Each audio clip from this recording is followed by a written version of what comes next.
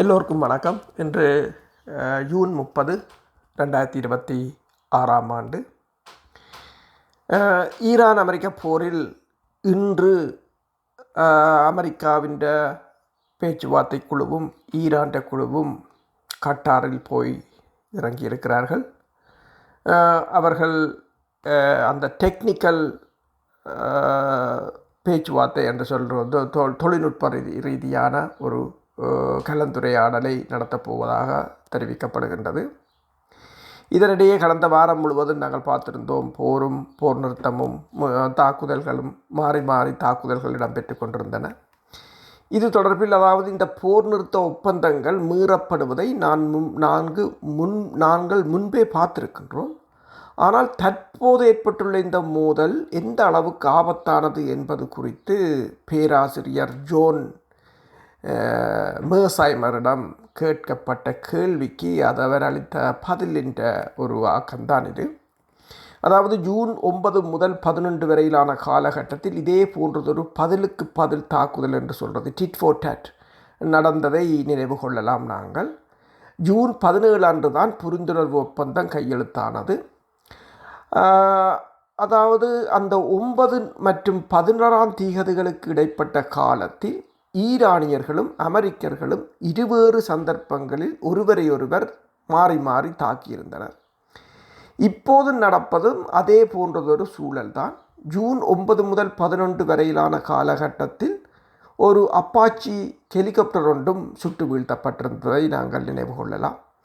அமெரிக்கர்கள் பதிலடி கொடுத்தனர், ஈரானியர்கள் அதற்கு பதிலடி கொடுத்தனர், மீண்டும் அமெரிக்கர்கள் பதிலடி கொடுத்தனர், ஈரானியர்களும் மீண்டும் பதிலடி கொடுத்தனர்.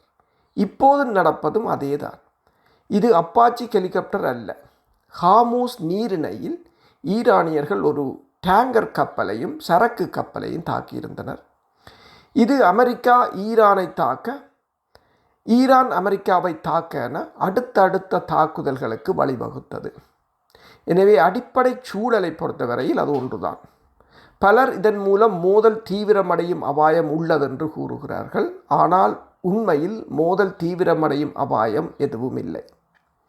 ஹார்முஸ் நீரிணையின் கட்டுப்பாடு யாருடைய கையில் இருக்கிறது என்பதை தீர்மானிப்பதற்காகவே இங்கு முயற்சிகள் நடக்கின்றது. அதுதான் இங்குள்ள முக்கிய விவகாரம். உண்மையில் ஈரானியர்களுடன் அமர்ந்து பேசி இதற்கு தீர்வு காணவும், இந்த பதிலுக்கு பதில் தாக்குதல் நடவடிக்கைகளுக்கு முற்றுப்புள்ளி வைக்கவும் முடிவு செய்யப்பட்டுள்ளதாக அறிவிக்கப்பட்டுள்ளது. முன்பு புரிந்துணர்வு ஒப்பந்தம் மூலம் முந்தைய மோதல் சுழற்சிக்கு முற்றுப்புள்ளி வைத்தது போலவே இதற்கும் தீர்வு காணப்பட உள்ளது. சொல்லப்போனால் ஒரு ஒப்பந்தம் எட்டப்பட்ட பிறகு ஹார்முஸ் நீரிணை முழுமையாக ஈரானின் கட்டுப்பாட்டில் இருப்பது தெளிவாகிவிடும். அதாவது ஈரான் அடிப்படையில் போரில் வெற்றி பெற்று விட்டதென்றே சொல்லலாம். அதனால்தான் ட்ரம்ப் இந்த புரிந்துணர்வு ஒப்பந்தத்தில், அல்லது அதனை சிலர் எவ்வாறு அழைக்கிறார்கள் என்று சொன்னால் ஒரு சரணடைவு ஆவணம் என்று, அதில் கையெழுத்திட்டுள்ளார். மேலும் இந்த சூழலிலிருந்து அமெரிக்காவுக்கு வெளியேறுவதற்கு வேறு வழி இல்லை என்பதும் ஒரு வாதம். ஆனால் ஒன்றை நாங்கள் கவனிக்க வேண்டும். முன்னாள் அமெரிக்க துணை அதிபரான மைக் பென்ஸ் அவர் ஒன்றை கூறியிருக்கின்றார். அதாவது அவர் ட்ரம்புக்கு ஆதரவாக பேசுபவர் அல்ல. ஈரானிய இருந்த போதிலும் அவர் கூறியது என்னென்று சொன்னால், ஈரானிய ஆட்சி முறை தற்போது பெரும் நெருக்கடியில் சிக்கி இருப்பதாக அவர் கூறுகிறார். அதன் இராணுவ வலிமை கடுமையாக சீர்குலைந்துள்ளது. அதன் சார்பாக செயற்படும் குழுக்கள் பலவீனமடைந்துள்ளன. இங்கு குழுக்கள் என்று அவர் கூறுவது ஹிஸ்புல்லாக்கள், ஹூதிஸ் அமைப்பினர், ஹமாஸ் போன்றவற்றை. அதன் பொருளாதாரம் கடும் நெருக்கடியில் உள்ளது. பல ஆண்டுகளுக்கு பிறகு முதல் முறையாக அமெரிக்காவும் நமது கூட்டாளியான இஸ்ரேலும் சாதகமான நிலையில் உள்ளதென மைக் பென்ஸ் கருத்து தெரிவித்திருக்கின்றார்.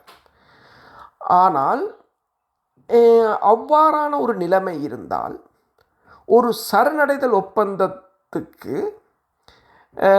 அதாவது இந்த புரிந்துணர்வு ஒப்பந்தத்தில் ஏன் ட்ரம்ப் கையெழுத்திட்டார் என்ற கேள்வி இருக்கின்றது. ஏனென்றால் அமெரிக்காவும் ஈரானும் வெற்றி பெறுகிற நிலையில் ஏன் அந்த புரிந்துணர்வு ஒப்பந்தத்தில் கையெழுத்திட வேண்டும் என்ற கேள்வி இருக்கின்றது. அந்த ஒப்பந்தத்தை பார்த்தா கிட்டத்தட்ட அனைவரும் அதை என்னென்று பார்க்கிறார்கள் என்று சொன்னால், ஜூன் 17 அன்று அமெரிக்க அதிபர் ட்ரம்ப் அந்த புரிந்துணர்வு ஒப்பந்தத்தில் கையெழுத்திட்டதை கண்டு அரசியல் ரீதியாக கடுமையான நிலைப்பாடு கொண்டவர்கள், அதாவது ஹவுஸ் என்று கூறுவார்கள், அவர்கள் கடும் அதிருப்தியில் உள்ளனர். ஆனால் ட்ரம்ப் அதை ஒரு முக்கியமான காரணத்துக்காகவே செய்திருக்கின்றார். ஏனென்றால் அவருக்கு வேறு வழி இல்லை. மைக் பென்ஸ் நம்மை போன்றவர்கள் வாழும் உலகத்திலிருந்து முற்றிலும் மாறுபட்ட ஒரு தளத்தில் செயற்படுகிறார் என மேர்சாய்மர் கூறியிருக்கின்றார். யாராவது அவரை யதார்த்த நிலைக்கு கொண்டு வந்து உண்மைகளை எடுத்துரைக்க வேண்டும், அப்போதுதான் அவருக்கு உண்மை புரியும் என்று கூறியிருக்கின்றார். கடுமையான நிலைப்பாடு கொண்டவர்கள் மத்தியில் ஒருமித்த கருத்து நிலவுகின்றது. அதாவது அணுசக்தி திட்டம், ஏவுகணை திட்டம் மற்றும் மறைமுக படைகள், அதாவது ஹிஸ்புல்லாக்கள், ஹூதிஸ் போன்ற அமைப்புகள் ஆகியவற்றை ஒழிப்பதிலும், ஹோர்முஸ் நீரிணையில் கப்பல் போக்குவரத்துக்கான சுதந்திரத்தை மீட்டெடுப்பதிலும் வாஷிங்டன் தீவிர முயற்சிகளை மேற்கொள்ள வேண்டும் என்பது இந்த கடும் போக்காளர்களின் கருத்தாக இருக்கின்றது. ட்ரம்பிடம் இன்னும் அதிக செல்வாக்கு அல்லது அழுத்தம் கொடுக்கும் ஆற்றல் இருப்பதாக அவர்கள் கூறுகிறார்கள். குறிப்பாக ஹோர்முஸ் நீரிணை விவகாரத்தில் தெஹ்ரான் இணங்கி செயற்படாவிட்டால் அது மீண்டும் அமெரிக்க இராணுவத்தின் முழுமையான தாக்குதலை சந்திக்க நேரிடும் என்று அவர்கள் சொல்கிறார்கள். ஆனால் பிப்ரவரி 28 அன்று தொடங்கிய அந்த போர் ஏப்ரல் 8 அன்று வரையிலும் ஒரு வான்வழி போராக நடைபெற்றிருந்தது. அந்த வான்வழி தாக்குதல் ஏப்ரல் 8 முடிவடைந்திருந்தது. அதாவது பிப்ரவரி 28 முதல் ஏப்ரல் 8 வரையிலான 40 நாட்கள் வான்வழி போர் இடம்பெற்றிருந்தது. கடந்த 2 மாதங்களாக மற்றும் 3 வாரங்களாக நாம் அந்த வான்வழி போருக்கு திரும்பவில்லை. அதாவது அந்த போர் முடிந்த பிற்பாடு இந்த வான் போருக்கு அமெரிக்கா இதுவரையில் திரும்பவும் இல்லை, அதற்கான அறிகுறியும் இல்லை. அதற்கான காரணம் மிகவும் எளிமையானது. வான்வழி போர் என்பது போரில் வெற்றி பெறுவதற்கான ஒரு உத்தியை வழங்குவதில்லை. சொல்லப்போனால் நாம் மீண்டும் வான்வழி போரை தொடங்கினால் அதனால் ஈரானுக்குத்தான் நன்மை கிடைக்கும். எனவே வான்வழி போர் என்ற ஒரு வாய்ப்பே இங்கு இல்லை. விமானப்போர் ஏப்ரல் 8 முடிந்து விட்டது என்பதை நினைவில் கொள்ள வேண்டும். அதிபர் ட்ரம்ப் தனது அணுகுமுறையை மாற்றிக்கொண்டு முற்றுகை நடவடிக்கைக்கு சென்றிருந்தார். அதாவது வான்வழி போரில் இருந்து கடற்படை போருக்கு மாறியிருந்தோம். இந்த முற்றுகை ஏப்ரல் 13 முதல் ஜூன் 17 வரை நீடித்தது. இது 2 மாதங்களுக்கு சற்று அதிகமான காலம். ஜூன் 17 என்ன நடந்தது?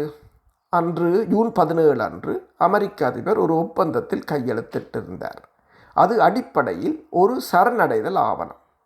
இதன் பொருள் என்னவென்று சொன்னால், அந்த முற்றுகை நடவடிக்கை, அதாவது கடற்படை முற்றுகை நடவடிக்கையும் பலனளிக்கவில்லை என்பதுதான் அதன் பொருள். ஏனெனில் முற்றுகை வெற்றி பெற்றிருந்தால் இந்த ஆவணத்தில் ட்ரம்ப் கையெழுத்திட்டிருக்க மாட்டார். முற்றுகை பலனளிக்காததால் தான் அவர் அதனை செய்ய வேண்டி ஏற்பட்டது. ஆக இப்போது நிலைமை இதுதான். அதாவது அமெரிக்கா வான்வழி படையை பயன்படுத்தி இருந்தது, அது பலனளிக்கவில்லை. அதை மீண்டும் பயன்படுத்துவது பற்றி யாரும் பேசவும் இல்லை. பிறகு அமெரிக்கா முற்றுகை, அதாவது கடற்படை நடவடிக்கையை பயன்படுத்தியிருந்தது, அதுவும் பலனளிக்கவில்லை. அதனால்தான் இப்போது புரிந்துணர்வு ஒப்பந்தத்துக்கு வந்திருக்கின்றது. 3வது வழிமுறை தரைப்படை நடவடிக்கை. ஆனால் தரைப்படை நடவடிக்கையை தரைப்படையை நேரடியாக களமிறக்க வேண்டும் என்று யாரும் தீவிரமாக கூறுவதை கேட்க முடியவில்லை. எனவே இன்று கேட்டுக்கொள்ள வேண்டிய கேள்வி இதுதான்: அழுத்தத்தை அதிகரிக்க நாம் என்ன செய்ய போகிறோம்? மோதல் தீவிரமடையும் நிலைக்கு சென்று ஈரானியர்களுக்கு பாடம் புகட்டுவது குறித்தோ அல்லது நமது கட்டாயப்படுத்தும் அதிகாரத்தை பயன்படுத்தி அவர்களை நமது விதிமுறைகளுக்கு கட்டுப்பட வைப்பது குறித்தோ அவர்கள் பேசுகிறார்கள். அந்த கட்டாயப்படுத்தும் அதிகாரம் எங்கிருந்து வருகிறது? என்னென்ன வாய்ப்புகள் உள்ளன? அதற்கான பதில் என்னவென்று சொன்னால், நடைமுறையில் அமெரிக்காவிடம் எந்த வாய்ப்பும் இல்லை என்பதுதான் பதில். ஈரானின் பொருளாதார நிலையை வைத்து பார்க்கும்போது ஹார்முஸ் நீரிணையில் தெஹ்ரான் இப்போது தனது பலத்தை மீறி செயற்படுகிறதோ, அதாவது ஓவர் பிளேயிங் என்று சொல்வார்கள் என்று சிலர் கேட்கிறார்கள். அதாவது பொருளாதார தடைகளை தளர்த்துவது வாஷிங்டனுக்கு சமமான முக்கியத்துவம் வாய்ந்த ஒரு செல்வாக்கை அல்லது அழுத்தத்தை அளிக்கிறது அல்லவா என்ற கேள்விகளும் இருக்கின்றன. ஆனால் இதில் என்ன பிரச்சனை சொன்னால், முக்கியமான விடயம் என்னென்றால், ஈரான் அமெரிக்காவிடமிருந்து தனது இருத்தலுக்கே ஆபத்தான ஒரு அச்சுறுத்தலை எதிர்கொள்கிறது. அதாவது ஈரானுக்கு இந்த போர் என்பது தான் தப்பி பிழைப்பதற்கான போர். அமெரிக்காவும் இஸ்ரேலும் ஈரானின் இருத்தலுக்கு பெரும் அச்சுறுத்தலாக உள்ளன. அத்தகைய இருத்தலுக்கான அச்சுறுத்தலை எதிர்கொள்ளும் போது உயிர் வாழ தேவைப்பட்டால் ஈரான் மக்கள் புல்லை தின்னவும் தயாராக இருப்பார்கள் என்பதுதான் மேர்சைமரின் கருத்து. ஈரானியர்கள் திடீரென்று சரணடைந்து அமெரிக்கா மற்றும் இஸ்ரேலிடம் தோல்வியை ஒப்புக்கொள்வார்கள் என்ற எண்ணம் பலரிடம் உள்ளது. ஆனால் இதுவரை அப்படி நடப்பதற்கான எந்த சான்றும் இல்லை. அத்தகைய முடிவை நாம் காணும் நிலையில் இருந்தோம் என்பதற்கான ஒரு ஆதாரமும் இல்லை. உண்மையில் இந்த ஒப்பந்தத்தை விரும்பாத மற்றும் தோல்வி அடைந்து விட்டோம் என்பதை ஏற்றுக்கொள்ள முடியாத பலர் தொடர்ந்து கடுமையான அணுகுமுறையை கையாள வேண்டும் என்று பேசுகிறார்கள். அதாவது அமெரிக்கா கையாள வேண்டும் என்று. ஆனால் அவர்கள் என்ன செய்ய வேண்டும் என்பதையோ அல்லது அது அவர்கள் விரும்பும் வெற்றியை எவ்வாறு பெற்றுத்தரும் என்பதையோ விளக்கவில்லை. அதாவது இது ஒரு சுமூகமான ராஜதந்திர பயணமாக இருக்கும் என்று யாரும் எதிர்பார்க்கவில்லை. அதாவது இப்போது டாக் பண்டேவை இதில் இணைத்துக் கொள்வோம். அதாவது அவரும் ஒரு ஆய்வாளர். இந்த சமீபத்திய மோதல் போருக்கு எப்படி வழி சமைக்கும் என்று அவரிடம் கேட்கப்பட்ட போது அவர் கூறியது என்னவென்று சொன்னால், பாருங்கள், பிரச்சனை என்னவென்று சொன்னால், அதிபர் ட்ரம்ப் ஏற்கனவே தெஹ்ரானுக்கு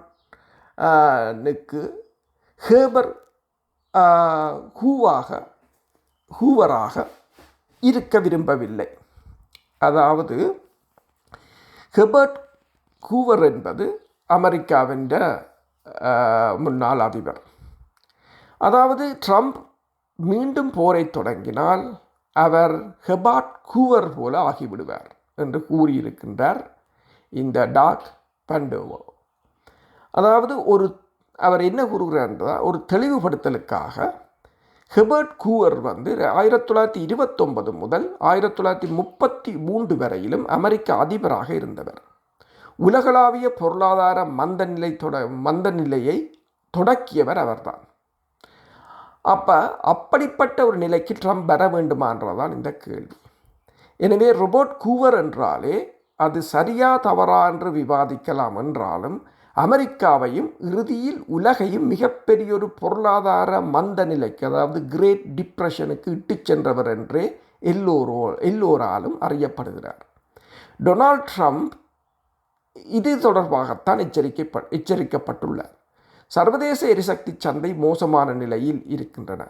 குறிப்பாக ஆசிய நாடுகள் மற்றும் பிற நாடுகளுக்கு எரிபொருள் மிக அவசியமாக தேவைப்படுகின்றது. பல நாடுகளின் பொருளாதாரங்கள் பெரும் சிக்கலுக்குள் போயிருக்கின்றன. ஈரான் வளைகுடா பகுதிகளில் உள்ள எரிசக்தி நிலையங்களை தகர்ப்பதிலும் வளைகுடா நாடுகளை குறிவைப்பதிலும் ஈரான் மிக தீவிரமாக செயற்பட்டுள்ளது. அந்த நாடுகள் தாங்கள் மீண்டும் தாக்கப்படுவதை விரும்பவில்லை. இந்த பிராந்தியத்தில் உள்ள அமெரிக்க தளங்கள் சேதப்பட்டுள்ளன. அது குறித்து பல செய்திகள் வந்துள்ளன. போரை விரும்பும் தீவிரவாதிகள் ஹவுஸ் என்று கூறுவது, இவை அனைத்தையும் புறக்கணித்துவிட்டு ஈரானியர்கள் மீது மீண்டும் தாக்குதல் நடத்தினாலும் வேறு எந்த விளைவுகளும் ஏற்படாதென்று கருதுகின்றனர். ஆனால் ஈரானியர்கள் ஏற்கனவே தங்களுக்கு சாதகமான வலுவான செல்வாக்கை லிவரேஜ் என்று கூறுவது வெளிப்படுத்தி இருக்கிறார்கள். நாம் காண்பது பேச்சுவார்த்தை செயல்முறையின் ஒரு பகுதி என்றே கருதுகிறேன்.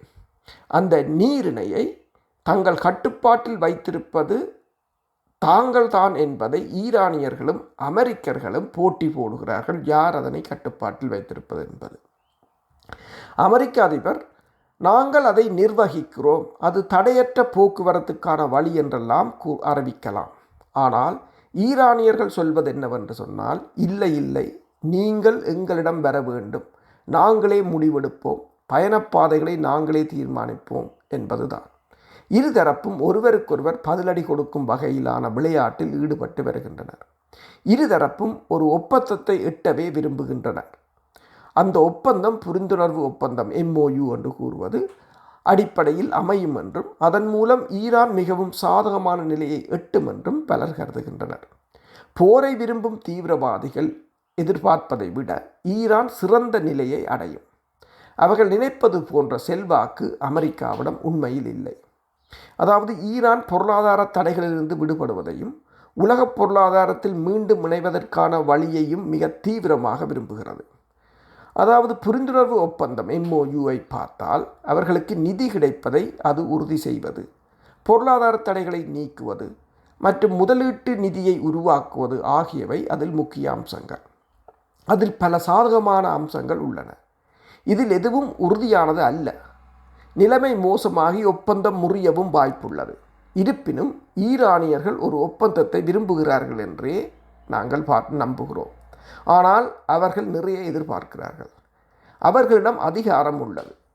ட்ரம்பை ஹெர்பர்ட் கூவர், அதாவது பொருளாதார வீழ்ச்சிக்கு காரணமானவர் என்று கருதப்படும் முன்னாள் அமெரிக்க அதிபர் நிலைக்கு தள்ளக்கூடியவர்கள் இப்போது ஈரானியர்கள் தான். அவரால் அவர்களை அந்த நிலைக்கு தள்ள முடியாது. 1980களில் ஈராக்குடனான 8 ஆண்டு கால போரை ஈரான் சந்தித்தது. அதிலிருந்து அவர்கள் மீண்டு வந்தனர். கடந்த ஆண்டு நடந்த 12 நாள் போரையும் அவர்கள் எதிர்கொண்டனர். அமெரிக்காவின் மிகப்பெரிய குண்டுவீச்சு மற்றும் அவர்களின் தலைமைத்துவத்தை அளிக்கும் முயற்சிகளையும் அவர்கள் தாண்டி வந்திருக்கின்றனர். எனவே அவர்கள் பணிந்து போவார்கள் என்று தோன்றவில்லை. அவர்கள் மிகவும் கடுமையான போக்கை கடைபிடிக்கிறார்கள். அதை முறியடிக்க அமெரிக்காவிடம் எந்த வழிகளும் இல்லை. ஆனால் ட்ரம்ப் உள்நாட்டில் உள்ள விமர்சகர்களையும் சமாளிக்க வேண்டியுள்ளது. அவர்கள் வெறும் நியோ கன்சர்வேட்டிவ் மற்றும் குடியரசுக் கட்சி சட்டம் இயற்றுபவர்கள் மட்டுமல்ல, அவர்களில் சில ஜனநாயக கட்சியினரும் அடங்குவர். அவர்கள் என்ன வாதிடுகிறார்கள் என்றால், ஒரு ஒப்பந்தத்தின் மூலம் தெஹ்ரானுக்கு கிடைக்கும் பெரும் வருவாய் அவர்களின் பாலிஸ்டிக் ஏவுகணைகள் மற்றும் அவர்களுக்கு ஆதரவான ஆயுத குழுக்களுக்கு நிதியளிக்க பயன்படும்.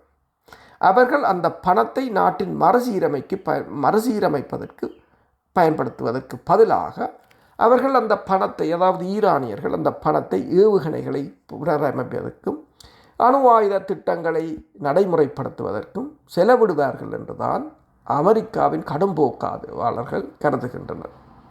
அந்த ஆட்சியானது தனக்கு கிடைக்கும் ஒவ்வொரு பைசாவையும் இஸ்ரேலுக்கு எதிரான போருக்கு முதலீடு செய்யும் என்பது அவர்களின் கருத்து.